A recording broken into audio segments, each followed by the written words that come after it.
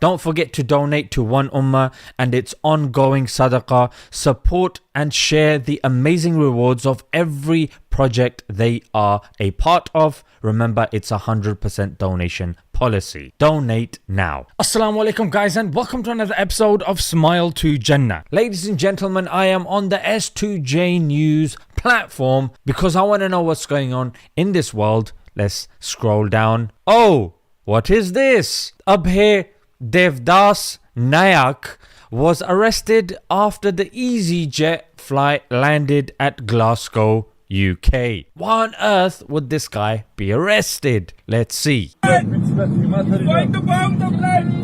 Death to America, death to Trump. He said death to America and death to Trump. Allahu Akbar. Allahu Akbar. Allahu Akbar. Allahu Akbar. Allahu Akbar. Allahu Akbar. My God. Sit down. Don't budge. Abhay Nayak, sit down, mate, and shut it. Apparently, this guy. Let's have a look. So let's see, according to the Indian news, they say an Indian origin man appeared in the Scottish court after disrupting an EasyJet flight from London to Glasgow with loud chants.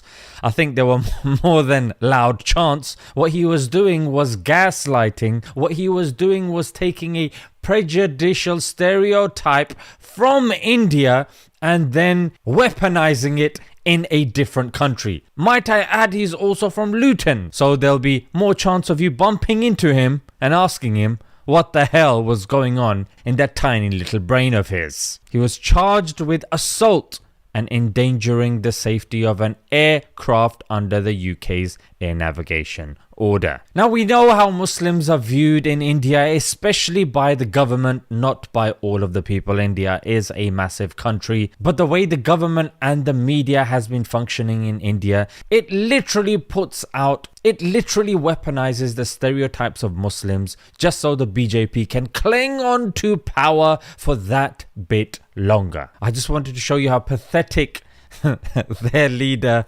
Modi is. He recently met with another useless leader, Keir Starmer, and here's how the interaction went down.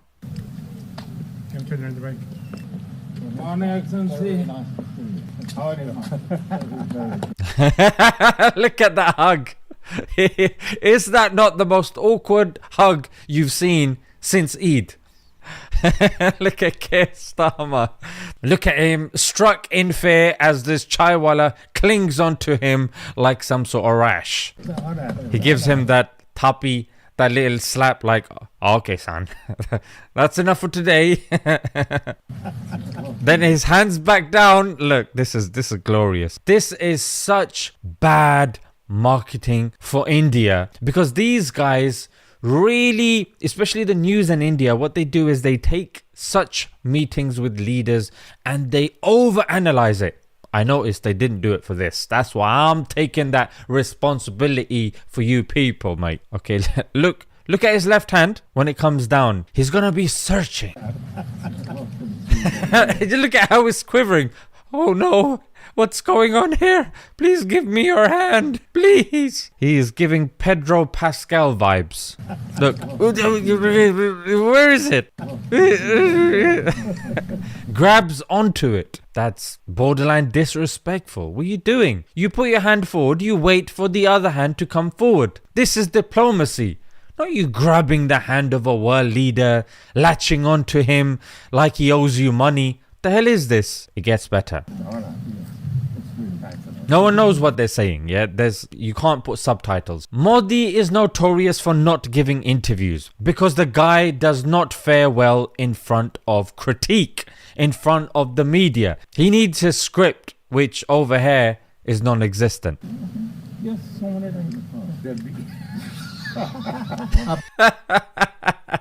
Perfect timing. Look at that hand. The guy got left hanging. Look at that. Man.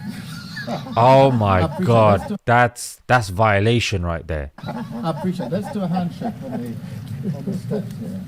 Ladies and gentlemen, India and Israel are very close. So naturally their strategies will overlap and you will see the same happening by the Israelis. Look at this. Man who claimed to have escaped Auschwitz admits he lied for years.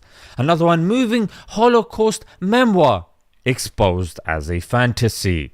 Author of fake Holocaust memoir ordered to return 22.5 million to publisher. Hero or hoax? The man who broke into Auschwitz, or maybe he didn't. Here's something that directly relates to us. A woman who performed a NAZI salute at protest is unmasked as owner of 2 kosher cafes inside Jewish hospital. A woman who was caught, look, she's wearing the Palestinian scarf as well. And this is what happens. They're trying to discredit people on the Palestinian side. What do? They dress like them. They say the things that will get them discredited because they know. Why do they have to pretend to be like them? Because the Palestinians are not doing this.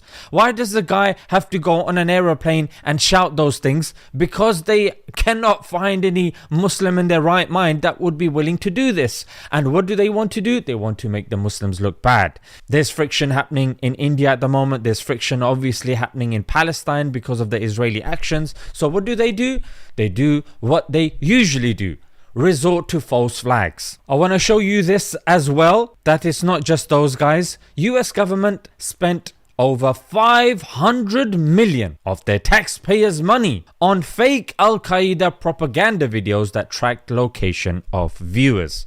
Now my question is, these organizations, the media says they are bad, so surely they wouldn't need to make up videos. Just search or just attain them. What's the need for making up these videos? Why? Because these groups are really blown up and they are used to justify bigger crimes like invasions of countries, illegal wars. That's what happened. You probably heard Al-Qaeda again and again when it came to the invasion of Iraq and Afghanistan. And just like we've heard ISIS as well, that even despite John Kerry saying, and we know that this was growing. We were watching. We saw that Daesh was growing in strength, and we thought Assad was threatened. We thought, however, we could probably manage, that Assad might then negotiate. We let them grow, to be honest, because we wanted to use them as a counterweight against Bashar al-Assad. Then, who was left to pick up the pieces? You and I, the Muslims. Do you condemn ISIS? ISIS does not represent Islam, just like 969 does not represent Buddhism, just like Hindutva does not represent Hinduism, just like the Lord's Resistance Army does not, or Eastern Lightning does not represent Christianity. And lastly, I wanted to bring your attention to this. More than 200 million have been spent on promoting fear and hatred of Muslims in the US by various groups between 2008 and 2013.